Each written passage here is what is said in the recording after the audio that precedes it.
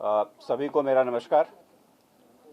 आज मंत्रिपरिषद की बैठक में विभिन्न विभागों के कुल 21 मामले मंत्रिपरिषद के समक्ष विचारार्थ रखे गए, जिस पर मंत्रिपरिषद ने विचारोपरांत अपनी स्वीकृति प्रदान की है।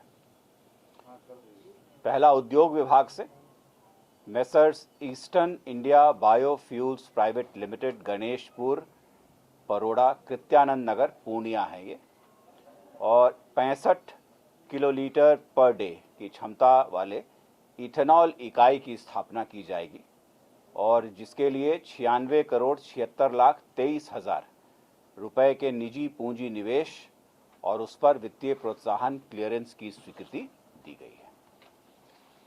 उसी प्रकार से एक बहुत ही अहम फैसला उद्योग विभाग का ही लिया गया है और वो है मेसर्स कल्याणपुर सीमेंट लिमिटेड, जो नेशनल कंपनी लॉ ट्रिब्यूनल के तहत थी और उसके आदेश के आलोक में उसके अधिग्रहण के पश्चात उसको Messrs Dalmia DSP limited, Banjari, Rohtas के पुनर्वास पैकेज की स्वीकृति मंत्रिपरिषद के द्वारा दी गई है। तो ये एक जो सीमेंट प्लांट है ये चालू हो जाएगा और ये राज्य के इंडस्ट्रियलाइजेशन के क्रम में ये एक बहुत ही अहम फैसला मंत्रिपरिषद ने लिया है। श्री मिथिलेश कुमार सिंह जल संसाधन विभाग के तत्कालीन कार्यपालक अभियंता थे। इन्हें सेवा से बर्खास्त कर दिया गया था और माननीय उच्च न्यायालय के न्यायाधीश के क्रम में पुनः डिपार्टमेंटल प्रोसीडिंग चलाए जाने का निर्देश प्राप्त हुआ है। इसलिए उनको अभी तत्काल उनकी जो बर्खास्तगी है उसको रद्द करते हुए उनको सेवा के अंदर लेते हुए उनके विरुद्ध विभागीय कार्यवाही चलाई जाएगी। राज्य में वित्त विभाग का है, राज्य में दिनांक 1/9/2005 से और उसके बाद जो कर्मी नियुक्त हुए हैं उनके लिए नई अंशदायी पेंशन योजना लागू की गई है और उसे राष्ट्रीय पेंशन प्रणाली के रूप में अधिसूचित किया गया है और जो वित्त विभाग का एक संकल्प है 31/8/2005 में, उसमें जो उल्लेखित जितने भी कर्मी हैं उन सबको उसके तहत लिया गया है, उनके लिए विस्तारित किया गया है।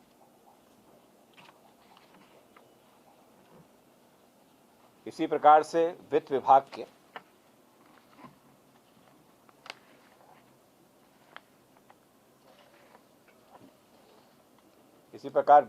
के द्वारा जो 1/7/2021 से जो डीए बढ़ने की स्वीकृति हुई थी, तो उसमें जो जुलाई और अगस्त का जो भी बकाया राशि है वो सीएफएमएस में एक ही महीने का लेता है। इसलिए ये मंत्रिपरिषद ने निर्णय लिया है कि इस बकाया राशि को अक्टूबर महीने का जब वो सैलरी लेंगे तो उसी के साथ उसे एकमुश्त करके उसका भुगतान कर दिया जाएगा। वित्त विभाग के ही दो अन्य अहम फैसले हैं। एक है कि कुछ एक कर्मी हैं हम बिहार सरकार के जो सिक्स्थ पे कमीशन से गाइडेड होते हैं, तो जो सिक्स्थ पे कमीशन से गाइडेड होते हैं उनके लिए 1/7/2021 से उनका जो डीए था वो 164% से बढ़ा करके 189 किया गया है और जो पंचम पे स्केल से कनेक्टेड हैं कुछ एक कर्मी हैं उनका जो डीए है वो 1/7/2021 से 312% के स्थान पर 356% किया गया है। तो ये वित्त विभाग के फैसले थे। सामान्य प्रशासन विभाग के द्वारा जो बिहार तकनीकी सेवा आयोग अधिनियम 2014 है और उसका जो एक्ट है उस एक्ट में संशोधन किया गया है और संशोधन का जो प्रारूप है इस पर आज मंत्रिपरिषद के द्वारा स्वीकृति दी गई है। वर्ष 2022 का जो कैलेंडर ईयर है उसमें निगोशिएबल एक्ट के तहत जो छुट्टियां दी जाती हैं, आज उन छुट्टियों के प्रारूप पर मंत्रिपरिषद की स्वीकृति दी गई है और यह हर वर्ष होता है। और श्रीमती संगीता रानी हैं, तत्कालीन सब जज सह ACJM मंझौल बेगूसराय। इनको दंड स्वरूप इनको आज कंपल्सरी रिटायर करा दिया गया है।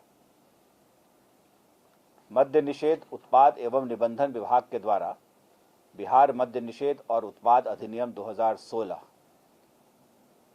की धारा 95 के तहत बिहार मद्य निषेध और उत्पाद नियमावली 2021 को जिस दिन से वो गजट में अधिसूचित होगा उस दिन से उसे लागू करने का निर्णय मंत्रिपरिषद के द्वारा लिया गया है। और इसी प्रकार गृह विभाग के द्वारा बिहार कारा एक्सरे टेक्नीशियन संवर्ग नियमावली 2021 के गठन की स्वीकृति दी गई है। जो पहले परिवहन विभाग के अंतर जो राज्य परिवहन अपीलीय न्यायाधिकरण था, उसको पुनर्गठित करते हुए उसे राज्य स्तरीय दावा न्यायाधिकरण का रूप दिया गया है। और उसके सुचारू रूप से चलाने के लिए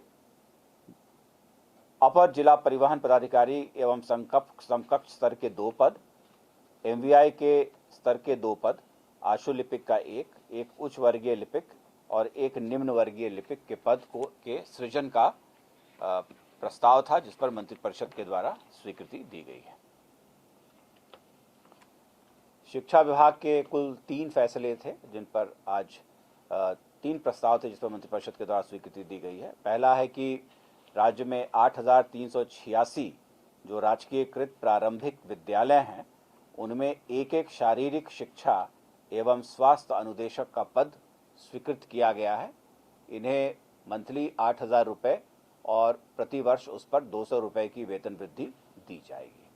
ये काफ़ी दिनों से लंबित था और इस पर आज मंत्रिपरिषद की स्वीकृति मिली है। 2021-22 के लिए हम जो शिक्षा विभाग के तहत जो तमाम प्रोत्साहन राशि देते हैं अपने बच्चों को, उसके लिए प्रावधान ये है कि वर्ष के जो प्रथम 6 महीने में जिनका अटेंडेंस 75% होता है, उन्हें ही ये दिया जाता है। चूँकि इस वर्ष सितंबर माह के शुरुआत में ही विद्यालयों को खोला गया है, इसलिए निर्णय ये लिया गया है कि 2021-22 के लिए ये जो 75% की जो अटेंडेंस की अनिवार्यता है, उसको वन टाइम शिथिल कर दिया गया है, ताकि सभी को ये जो राशि है इसको दी जा सके। और रूसा जो राष्ट्रीय उच्चतर शिक्षा अभियान है, उसके कार्यान्वयन के लिए राज्य सरकार ने स्टेट हायर एजुकेशन काउंसिल का गठन किया है, राज्य उच्चतर शिक्षा परिषद। तो इस राज्य उच्चतर शिक्षा परिषद में कुल 20 पदों के सृजन की स्वीकृति मंत्रिपरिषद के द्वारा दी गई है, जिसमें 7 पद ऐसे हैं जो नियमित सेवा वाले पदाधिकारी उस पर डेपुटेशन के आधार पर आएंगे और 13 पद ऐसे हैं जिन पर संविदागत नियुक्ति की जाएगी। उद्योग विभाग का ही जो माननीय उच्चतम न्यायालय के आदेश के क्रम में जो बिहार राज्य हस्तकरघा और हस्तशिल्प निगम है और बिहार राज्य औषधि एवं रसायन विकास निगम है, उनके कर्मियों के वेतनादि भुगतान के लिए मंत्रिपरिषद के द्वारा 77,05,26,000 रुपये समतुल्य राशि सशर्त ऋण के रूप में बिहार आकस्मिकता निधि से अग्रिम स्वीकृति देने के प्रस्ताव पर मंत्रिपरिषद के द्वारा स्वीकृति दी गई है। लोहिया स्वच्छ बिहार अभियान द्वितीय चरण की स्वीकृति, ये प्रस्ताव ग्रामीण विकास विभाग के द्वारा लाया गया था, उस पर स्वीकृति मंत्रिपरिषद के द्वारा दी गई है। और अभी आपको जानकारी है कि पंचायत के इलेक्शंस चल रहे हैं, तो पंचायत के इलेक्शंस को निष्पक्ष और पारदर्शी रूप से चलाने के लिए 2 महत्वपूर्ण निर्णय लिए गए हैं। एक है कि बिहार पंचायत आम निर्वाचन 2021 के अवसर पर डबल वोटिंग नहीं हो, इसलिए प्रत्येक बूथ पर बायोमेट्रिक्स की व्यवस्था की जाएगी। और इसके लिए भारत सरकार का एक उपक्रम है, broadcast engineering consultant India limited, ये बेंगलुरु में है, इसको नॉमिनेट किया गया है।